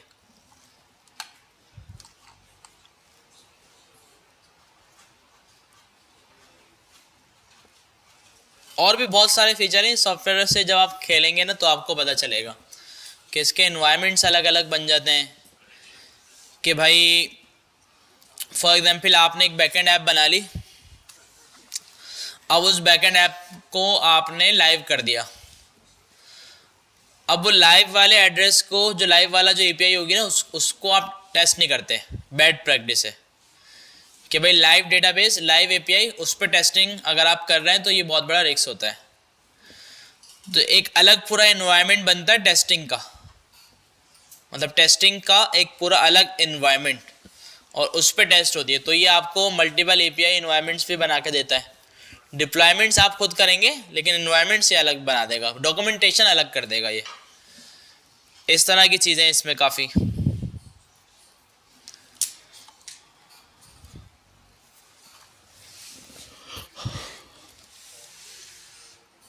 अकाउंट वगैरह इस पर बना लेना, वरना बगैर अकाउंट के भी चल जाता है ये।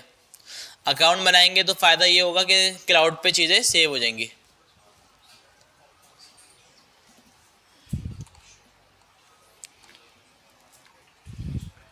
हाँ, इसके अलावा इसकी डेस्कटॉप ऐप अच्छी है, लेकिन इसकी ना क्रोम ऐप भी होती है जो आप क्रोम के अंदर चला लें। क्रोम का वेब स्टोर है ना, इसमें ऐप्स होती हैं, पता है? तो आप इसको यहाँ से भी कर सकते हैं।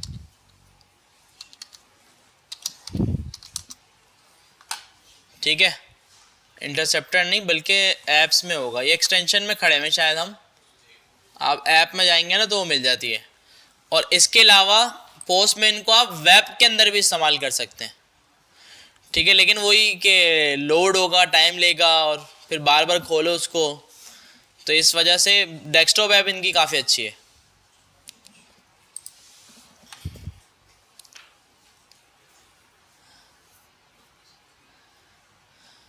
इसके अलावा भी हमारे पास हैं काफ़ी सारे सॉफ्टवेयर्स। ठीक है? एक दो मैंने बीच में यूज़ भी किए थे लेकिन उनका मैं नाम भूल गया, लेकिन पोस्टमैन जो है ना वो ज़बरदस्त है।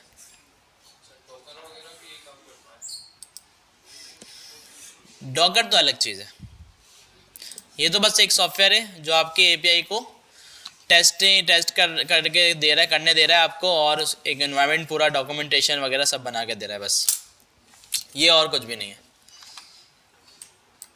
इसके अलावा हमारे पास एक और टूल है स्वैगर, इससे भी एपीआई की टेस्टिंग और डॉक्यूमेंटेशन होती है, ये भी पॉपुलर है, ठीक है, एपीआई डेवलपमेंट फॉर एवरीवन, ठीक है भाई। तो ये भी यूज़ कर सकते हैं, लेकिन ये ज़्यादा अच्छा है, ज़्यादा आसान है। तो बस अब देखें, सिंपल करना क्या है,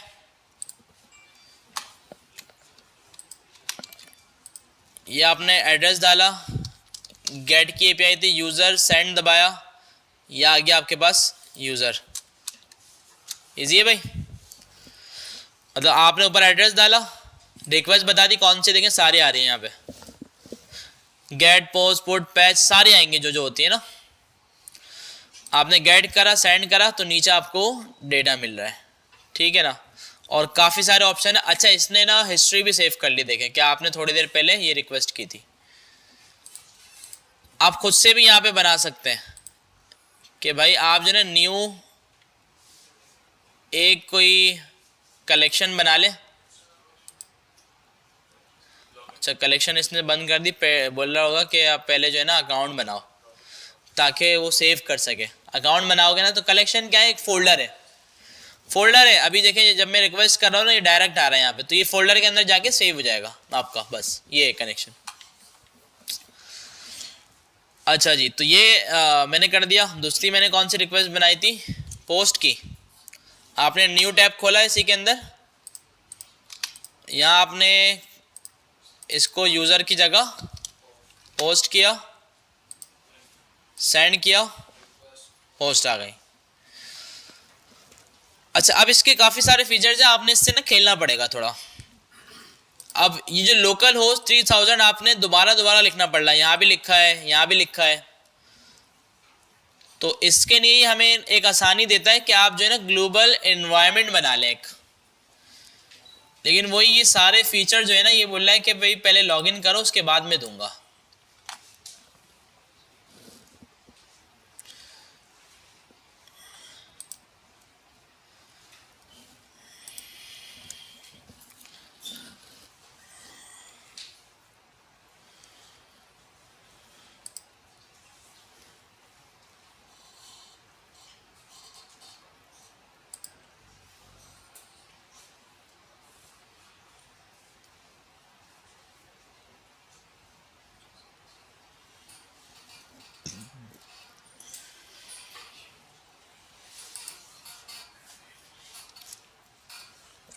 डेटा बहुत सारा है तो इस वजह से लेट देर से हो रहा है। ये देखिए लोड, तो ये सारी मैंने ना बनाई हुई, जितनी भी ऐप्स पे मैंने काम किया है ना, ये सारी आ रही हैं, ठीक है।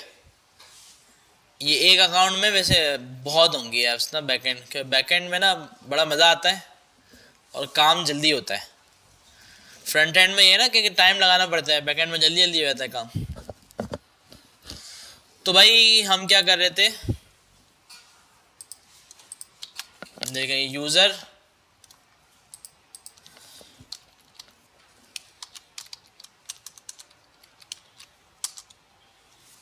उल्टा कर दिया,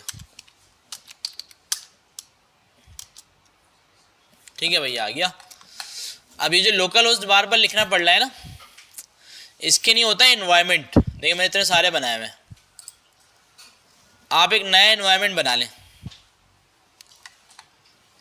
ENV के बारे में बताया था मैंने आपको पहले, नहीं? एनवायरनमेंट ना यहाँ कोड में भी होता है, रिएक्ट में भी होता है। रिएक्ट में वैसे ज़रूरत नहीं पड़ती क्योंकि रिएक्ट फ्रंट एंड है ना, फ्रंट एंड में ना सिक्योरिटी की इतनी ज़रूरत नहीं होती। बैक एंड में सिक्योरिटी की बहुत ज़रूरत होती है, क्योंकि बैक एंड में सारी चीज़ें जो है ना वो सेंसिटिव होती हैं कि अगर वो किसी को मिल गई तो चीज़ें हैक कर सकता है ना आपकी। और बैक एंड में ना आप काफ़ी सारी चीज़ें पेड भी इस्तेमाल करते हैं। हैकर जो है ना वो यही करते हैं आजकल ना, कि फॉर एग्जांपल आपने ना कोई पेड सर्विस खरीदी बैकएंड में यूज़ करने के लिए, लाइक गूगल मैप सर्विस खरीद ली, तो गूगल मैप फ्री नहीं है, पेड है। और गूगल मैप क्या करता है, आपको पैसे लेता है आपसे मंथली, और आपको ना एक API की दे देता है कि भाई इस की के ज़रिए आप इसको यूज़ करो। अब अगर कोई हैकर वो की निकाल ले और वो किसी बड़ी ऐप में डाल दे उसको, तो उसका भी बिल सारा आपके ऊपर आएगा, ठीक है। तो ये सीन होता है। तो इसकी वजह से हमें चीज़ें जो है ना अपनी जितनी भी, ये एक एग्जाम्पल थी, इस तरह हज़ारों चीज़ें होती हैं। तो इस तरह हमें अपनी चीज़ों को करना पड़ता है सिक्योर। तो ये .env फाइल होती है, एनवायरनमेंट की फाइल बोलते हैं इसको। तो ये एक बिल्कुल सिक्योर फाइल होती है, इसमें हम चीज़ें रखते हैं और इस फाइल को हम ना गिटहब पे भेजते हैं ना कहीं किसी क्लाउड पे भेजते हैं, इसको अपने पास रखते हैं। हाँ, जब आप अपने बैकएंड की ऐप को लाइव करेंगे ना, इसको डिप्लॉय करेंगे कहीं पर, तो वो जो प्लेटफॉर्म होगा ना, तो वो आपको ये सिक्योर इन्वायरमेंट खुद प्रोवाइड करेगा। तो जितनी भी वैल्यूज़ आपने इसमें सेट की हुई हैं वो वहाँ पे आप करेंगे। तो इसका जब बारी आएगी तो फिर देखेंगे, सही है। तो अभी यही वाली चीज़ ना एक पोस्टमैन में भी है कि आप एक नया इन्वायरमेंट बना लें, इन्वायरमेंट का नाम आप रख दें कुछ भी, ठीक है भाई, बैच 10 रख दिया मैंने, ठीक है। और इसमें वेरिएबल्स बनते हैं, जैसे मैंने कहा URL, और इसकी वैल्यू क्या रख दी मैंने, HTTP था, लोकल होस्ट 3000, और इसको क्या कर दिया, सेव कर दिया, ठीक है। तो ये एनवायरनमेंट सेव हो गया मेरे पास। अब मैं ऊपर नो एनवायरनमेंट लिखा हुआ आ रहा है कॉर्नर पे, इससे सेलेक्ट कर लूंगा कौन सा वाला, बैच 10। अब इससे होगा क्या, बॉडी में अगर मैं कोई बॉडी भेज रहा हूँ या कहीं पर भी यहाँ पे या यहाँ पे सर्च बार के अंदर मैं इस तरह डबल कर्ली ब्रैकेट्स लगाऊंगा ना, और इसमें मैं ये मुझे अलाउ करेगा मैं वेरिएबल मंगवा लूँ यहाँ पे। तो मैंने यहाँ पे लिखा URL, ये किसको उठाएगा, वो जो मैंने वहाँ वेरिएबल बनाया ना, ये उसकी वैल्यू को खुद उठा लेगा। देखो मैंने सेंड किया, डेटा आ रहा है। तो इसमें ये इस तरह के हज़ारों फ़ायदे हैं इस सॉफ्टवेयर के अंदर ना। अब ब्राउज़र में ये नहीं होता, ब्राउज़र में आप तो एक तो पोस्ट की रिक्वेस्ट करते तो फैच बार बार लिखना पड़ता और इसमें इतनी लंबी थी। तो इस सॉफ्टवेयर को यूज़ करने के ना सारे ये फ़ायदे हैं, ठीक है भाई। तो अभी के लिए इतना रखते हैं। Node.js आपने थोड़ा सा देखना है, डाउनलोड करना है, ये पूरी फाइल बना ली है, सर्वर लिसन करवा लेना है, कुछ रिक्वेस्टें बनानी है, पोस्टमैन डाउनलोड करके उस पर अकाउंट बनाएं और सारी रिक्वेस्ट को उसके ऊपर सेव करवाएं, ठीक है भाई। बाकी की चीज़ जो है ना वो फिर हम देखते हैं नेक्स्ट क्लास में कि भाई पोस्ट की रिक्वेस्ट बना तो ली, अब पोस्ट की रिक्वेस्ट में फ्रंट एंड से बैक एंड को डेटा किस तरह भेजेंगे, ठीक है, और फिर सर्वर पे वो डेटा हैंडल किस तरह होगा। बॉडी में भेज तो देंगे लेकिन बॉडी यहाँ पे मिलती नहीं है, तो फिर उसको कैसे हम गेट करें। तो ये सारी चीज़ें, बाकी पैच की रिक्वेस्ट, पुट की, डिलीट की, ये सारी देखनी है। और उसके बाद हम देखेंगे एक्सप्रेस की राउटिंग, एक्सप्रेस का राउटर पढ़ेंगे। एक्सप्रेस हमें ना राउटर भी देता है। एक्सप्रेस राउटर का फ़ायदा ये कि सारी जितनी भी एंड पॉइंट्स है ना वो सारे एक फाइल में नहीं बनाएंगे हम, तो मसला हो जाएगा ना फिर। अभी हम अगर हमारे पास 100 एंड पॉइंट हुए तो सारे एक फाइल में बने हुए अजीब लग रहा होगा। अच्छा, लोगों ने ऐसे काम किए हुए भी हैं कि एक ही फाइल में पूरी एप्लीकेशन चल रही है, तो इसको अलग अलग फाइल्स में लेके जाएंगे हम कि अगर यूज़र्स से रिलेटेड कोई काम हो रहा है तो यूज़र की अलग फोल्डर बना दिया, अलग फाइल बना दी। अगर पोस्ट से रिलेटेड कोई काम हो रहा है तो पोस्ट का अलग फोल्डर बना दिया और अलग फाइल बना दी। तो राउटर क्या करेगा, एक फाइल से दूसरी फाइल पे रिक्वेस्ट को नेविगेट करेगा कि भाई रिक्वेस्ट आई इंडेक्स पे। अब वो रिक्वेस्ट कहाँ के लिए आई है, यूज़र के लिए आई है, तो राउटर उसको यूज़र की फाइल पे भेज देगा कि भाई यहाँ जाओ। अगर वो रिक्वेस्ट पोस्ट के लिए आई है तो उसको पोस्ट की फाइल पे भेज देगा। तो ये राउटिंग का काम है। राउटिंग देखनी है। राउटिंग के साथ साथ इसी में हम बॉडी पार्सर, मिडिलवेयर्स देखेंगे। मिडिलवेयर बड़ी अच्छी चीज़ है। मिडिलवेयर क्या होता है कि भाई रिक्वेस्ट आ रही है सर्वर पे, रिक्वेस्ट को हैंडल करने से पहले एक मिडिलवेयर फंक्शन होता है जो रिक्वेस्ट को गेट करता है और उसको अगर हमें ट्रांसफॉर्म करना है या कुछ भी उसके साथ करना है वो सब करके आगे बढ़ा देते हैं। मतलब मिडिलवेयर एक गेट है, रिक्वेस्ट आई तो उसको बस इस गेट में से गुजर के जाना है, ठीक है। उस गेट में हम उस रिक्वेस्ट के साथ कुछ भी कर सकते हैं। तो कुछ मिडिलवेयर ऐसे होते हैं कि जो रिक्वेस्ट आ रही है और उसमें जो डेटा आ रहा है वो डिफरेंट फॉर्मेट में है, तो उसको ट्रांसफॉर्म कर दिया अपने यूज़ के हिसाब से। मिडिलवेयर देखना है, बॉडी पार्सर तो इसमें अपना होता है, बॉडी पार्सर एक मिडिलवेयर ही है। इसके अलावा फिर हम देखेंगे Node.js की थोड़ी सी चीज़ें देखेंगे। फाइल सिस्टम होता है इसमें बेहतरीन, कि भाई आप जो है ना फाइल अपलोड कर सकते हैं और जो भी फाइल आएगी ना वो आपकी डायरेक्टरी के अंदर ही सेव हो जाएगी यहाँ पे, और फिर यहाँ पे उस फाइल के साथ आप कुछ भी कर सकते हैं।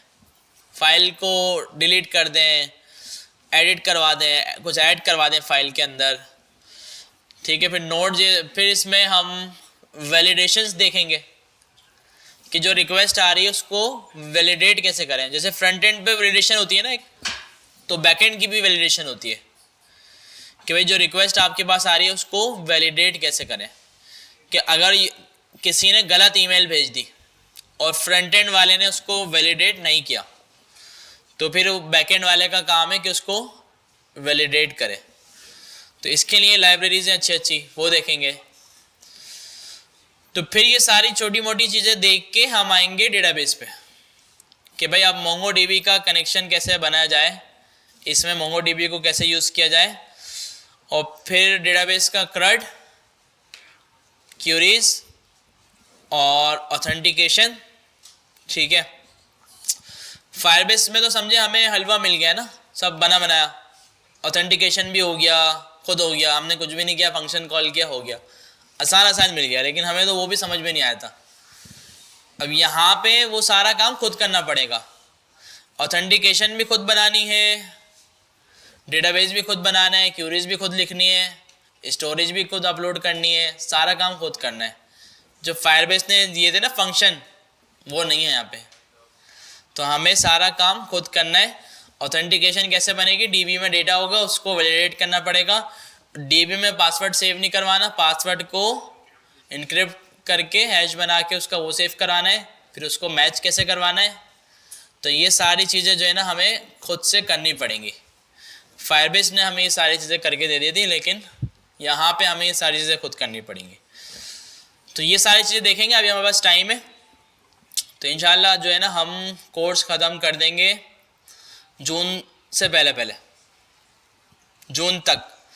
मैं देखा आपकी क्लास शुरू हुई थी 5 जून को, 5 जून को शुरू हुई थी, तो 1 साल ही आएगा, ठीक है। तो बहुत हो गया, काफ़ी है, और 1.5 महीना है हमारे पास, अच्छा खासा टाइम है और काफ़ी सारी चीज़ें हम कवर कर सकते हैं, ठीक है। हमारी क्लासेस भी 3 होती हैं, तो इस वजह से हम काफ़ी सारी चीज़ें इसमें कवर कर सकते हैं। उम्मीद है सबको समझ में आया होगा, ठीक है। नहीं समझ में आया होगा तो एक बार वीडियो देखें अच्छी चीज़ें।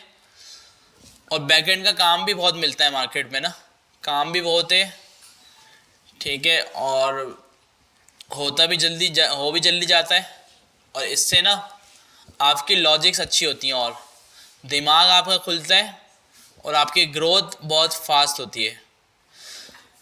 फ्रंट एंड की दुनिया ना छोटी सी है, मतलब यूआई बनाओ और फंक्शनलिटी करो और ख़त्म, क्या है, कुछ भी नहीं है। तो इसी तरह मैंने मोबाइल ऐप ना छोड़ी इसी वजह से। मोबाइल ऐप मैंने इतनी सारी ऐप्स बनाई कि अब समझ नहीं आ रहा कि अब करूं क्या। ऐप है बना दी, अब उसमें सीखने वाली और क्या चीज़ है, कुछ भी नहीं है भाई। कोई भी ऐप की रिक्वायरमेंट आई सामने, वो देखी, उसकी यूआई आई, वो समझ के बना दी। अब उसमें करें क्या, कि वो जो दुनिया है ना वो ख़त्म हो गई अब वो। लेकिन ये ऐसी दुनिया है क्लाउड की, बैकएंड की, क्लाउड की, ये ख़त्म होने वाली चीज़ नहीं है। इतनी चीज़ें हैं कि बंदा सालों लगाता रहे और समझता रहे, पढ़ता रहे और आगे बढ़ता रहे, ये सीन है। लेकिन ये है कि ज़्यादा जल्दी नहीं भागना कि अब जो फ्रंट एंड में अच्छा है वो छोड़ के सब बोले मैं तो ये करता हूँ, तो फिर वो वहाँ से भी जाए और यहाँ से भी जाए। कि मैं तो भाई अभी तक अपने आप को फ्रंट एंड डेवलपर ही कहता हूँ मार्केट में भाई, मैं फ्रंट एंड डेवलपर की ही जॉब कर रहा हूँ। बैक एंड तो हाँ साइड में, कि भाई कभी कोई टास्क मिल गया कंपनी में वो, या फिर पहले मैंने काफ़ी फ्रीलांस में प्रोजेक्ट्स किए हैं वो, तो बैकएंड इसमें किया है, हूँ मैं फ्रंट एंड डेवलपर, ठीक है। तो ये सीन है। बाकी बंदे के ऊपर होता है कि उसको क्या शौक है, ठीक है। मुझे अब इतने सालों बाद अब जाके शौक हुआ है कि मैं बैकएंड और एआई ये सब चीज़ें करूँ। मैं तकरीबन 6 साल बाद होश आया है, ठीक है। लेकिन वही बात है ना, अगर पहले से ही मैं ये सोचने लग जाता ना तो फिर आज यहाँ तक नहीं पहुँच पाता। फिर पढ़ाई पढ़ाई पढ़ाई होती रहती और यही कंफ्यूज रहते हैं किसी सोच में कि करें क्या, फ्रंट एंड करें या बैक एंड करें। तो आज भी मेरी एक स्टूडेंट से बात हो रही थी, चीता लड़का है काफ़ी भाई, उसने अभी मुझे मैसेज किया, बोला सर जॉब चाहिए मुझे, कोई वैकेंसी है तो बता दें। मैं पूछा अभी कहाँ कर रहा हो, कंपनी बताई इसमें कर रहा हूँ। कितना टाइम हो गया, 6 महीने। पिछली कंपनी कौन सी थी, नाम बताया। कितना टाइम किया, 5 महीने। उससे पिछली कंपनी 8 महीने। तो मैंने कहा तुमने करियर बर्बाद कर लिया अपना।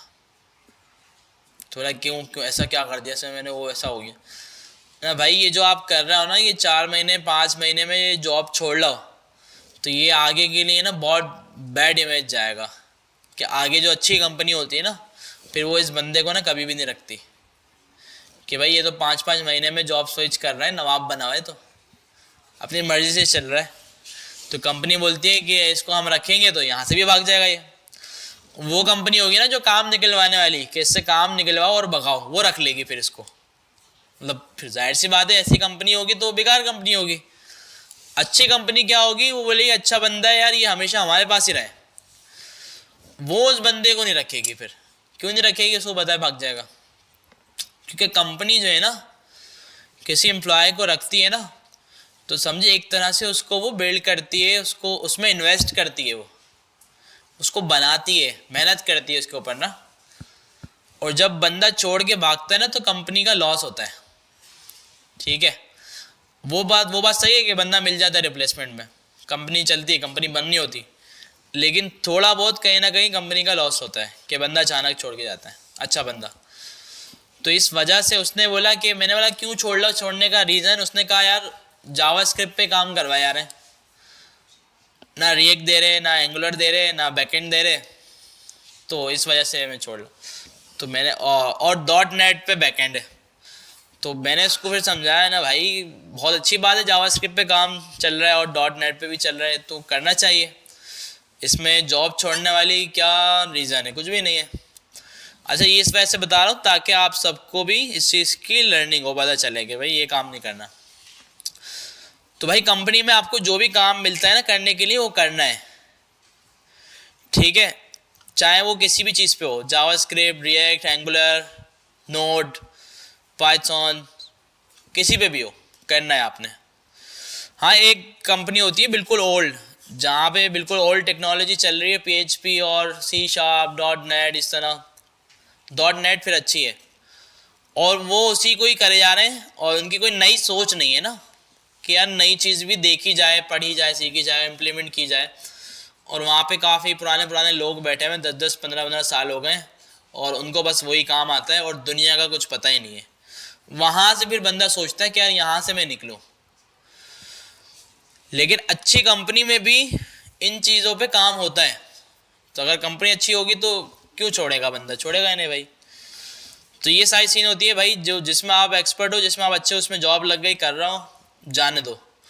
एक कंपनी को कम तकरीबन 1 साल से ऊपर तो चलाओ, ठीक है। अगर इतनी जल्दी जल्दी छोड़ोगे ना तो गलत है, ठीक है। लोग देखें, अच्छे बंदे मैंने देखे, इतने एक्सपर्ट बंदे हैं कि एक कंपनी में 8-8 साल लगा के निकले, 10-10 साल लगा के निकले हैं। मेरे साथ भी मेरे कोलीग हैं 10-10 साल लगा के आए कंपनीज के अंदर। फिर उनका जो एक्सपीरियंस होता है ना वो अलग ही होता है। तो इस तरह से आप देखो, बाकी आपके ऊपर है कि आपका क्या माइंड है, आपका जॉब वाला है या बिजनेस वाला है या क्या माइंड है, वो डिपेंड करता है।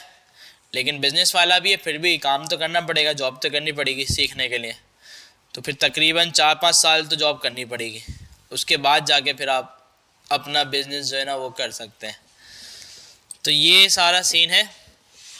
तो आप देखें जिसमें आप एक्सपर्ट हैं उस पर ज़्यादा फोकस रखें और उसमें आगे बढ़ जाएं, ठीक है भाई। यहीं तक रखते हैं, मिलते हैं नेक्स्ट क्लास में। अल्लाह हाफिज़।